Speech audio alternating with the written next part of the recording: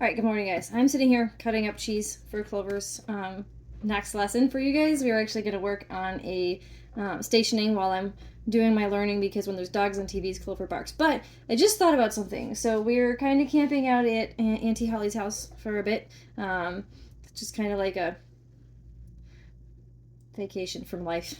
And when Clover sees me cutting up treats, she relaxes because it's something we've exercised. But I thought of something. So I'm working on gaining more knowledge because why not?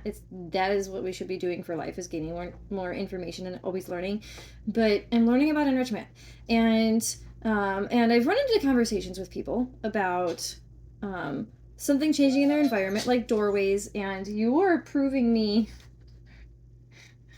Well, we're gonna work on relaxation while we're talking. So, I've had conversations with people who are they get new things in their house, and like gates and other maybe like a vacuum or maybe a lamp or something like that. And they come to me and they go, "Well, my dog's afraid of this thing." I said, "Okay, well, are you helping with them?" I said, Actually, I think it's cool because now they won't come out of that room. They won't go into that room because they're afraid of the baby gate." And so this topic came up because Zelda and I are hanging out at Auntie Holly's house, or Clover and I are hanging out at Auntie Holly's house. Zelda doesn't like Clover, so yes, she's not relaxing, but she's being calm relaxed. So they got a swinging gate, baby gate. So it's a baby gate with a door that they could put so they can keep the dogs away from the cat litter and the things like that, and the cats can feel safe from Clover because Clover is she did it. So Zelda's afraid of the baby gate because it's something new. Zelda doesn't like spatial. She has a spatial relations issue. She doesn't like being in small spaces. She doesn't like to get her toys from like flat surfaces. So if this is on the table, she won't get the ball that's sitting right there. There was the exercise equipment in the living room. She wouldn't get toys next to the equipment or walls or under coffee tables because she doesn't feel comfortable and secure in those spaces.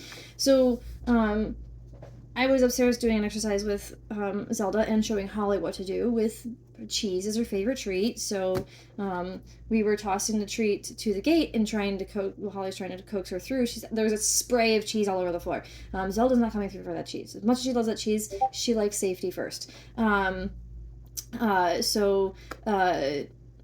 What I was doing, I showed Holly an exercise where you toss the cheese in front of the gate. She'll kind of lean through and get it. So here's the gate. She won't put her feet through, but she'll lean through and she'll go down and get it, but she'll back right up. So you see her front feet, you see her back feet. She is visibly shaking. She is stiff. She's uncomfortable. Her ears are back. So I take some cheese and I toss it through I throw it away over the gate, and so she can turn around, go get it, come back. So she'll always come back because Auntie Amanda's there, cheese is there, but she won't go through because she's concerned. Now the door is opened this way and Zelda's over here. So has she walked through yet already and got smacked by the gate? I don't know, but she might have the history of other doors. Back to the point. Dogs who have fears of things. So when you have a dog who's afraid of that, do you go, "Oh, that's okay, they just won't go into the room"? It's management. I'm keeping my dog from doing these things that I don't want him to do. I said, "Well, that's great. You've got management, and you've got a thing, and your dog won't go near that." But there's a part of your enrichment. So what is enrichment? Enrichment is fulfilling all the different needs that a dog has. So we all know the physical, the mental, the social. We know about like the common exercises. So we do food puzzles, we play games, we do training. We'll sit back and watch TV or put dog TV on.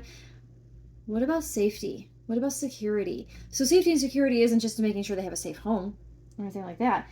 What about feeling safe within your own home? So Zelda doesn't feel safe within her own home because she's in the living room behind that gate that's wide open, but Mom and Aunt Amanda's and the cheese and Dad, her bedroom, they're all on the other side of that gate. Zelda doesn't feel safe. So what if it was the other way around? So okay, well maybe you don't want Zelda in the living room. Zelda would be in the kitchen, but Aunt Amanda and Mom Holly and her cheese and her food. She covers her food. Her volleyballs are in there. Now she won't go through the gate because she's afraid she can't get to those things because she's afraid of the gate. So she doesn't feel safe. She doesn't feel secure because of the baby gate. So it can be a management tool, but is it better for the well-being for your dog? No. So part of that management, the enrichment routine is to help your dog feel secure. And what does that do? You do the training for her favorite treats. You give her on the one side of the gate, then you toss it back so she can get away from the gate, have some relief, then she'll come back. So these exercises will help her to come through. So I got a message that Zelda went through the gate because Holly was helping her with it out. So doing these exercises will help Zelda feel safe and secure, building confidence, helping her feel safe in her own home. And then the next time she runs into a situation like that, it might be easier for her. So part of these, I found these sheets in a module, and I'm kind of just turning it into my own thing to make them easier for my clients. But part of daily exercises, part of your life routines with your pups is safety and security. There's also the medical and the hygiene and all that stuff. But today, safety and security is key. So if you notice there is something within the home that your pups are nervous of, uncomfortable with, help them with that. That's part of building their confidence. So it's just little things that we take for granted and we don't realize. And nothing against anybody. We think it's kind of cute and funny. Holly was laughing. She wouldn't even come through the gate. But was she laughing because she was concerned? I mean, it's a little funny if you think about it. I mean, we find humor in different things. I mean, what is survival through COVID without dark humor? But poor Zelda's not. She doesn't feel safe because of that baby gate. She also doesn't feel safe with Clover here because Clover's 9 months. She's a teenager, and Zelda's probably arthritic. She's older. She's around 7 or 8. She doesn't like Clover. Doesn't like Clover's energy. Zelda has always been a single dog, so Clover and I live in the basement at the moment. It's finished. But there's a cheese. Go find it. Safety and security is key. This is a long video and I apologize, but take this into account when you're helping your pups acclimate through their home.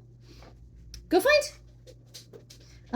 And from day-to-day things. And you won't see uncomfortable just with like not wanting to go through things. You might see apprehension and discomfort in a hyper-aroused puppy. So take that into account. Sometimes it looks like they want to play, but they really don't. Clover will jump all over me and act all excited when she's stressed. And she does it when she's excited. So just paying attention to the rest of the body. Any questions on this, leave a comment. But look at your surroundings and look at your puppies. Sometimes it's something that you don't even think of, then you're more than welcome to send me a video and I can help you out, or come visit me and I can help you out. I can't express enough how important it is to get videos on things. So Clover and I are going to go do some more training while I do some learning, because I'm trying to learn more about movement for you guys. It's a simple topic, but there's always more to learn. So we're going to go do some learning, and we'll see you on the flip side. All right, guys, have fun. Any questions on this, leave a comment, send me an email, something. You know me on Facebook, send me a message on Facebook. I have no problem. And I'll talk to you later. Bye.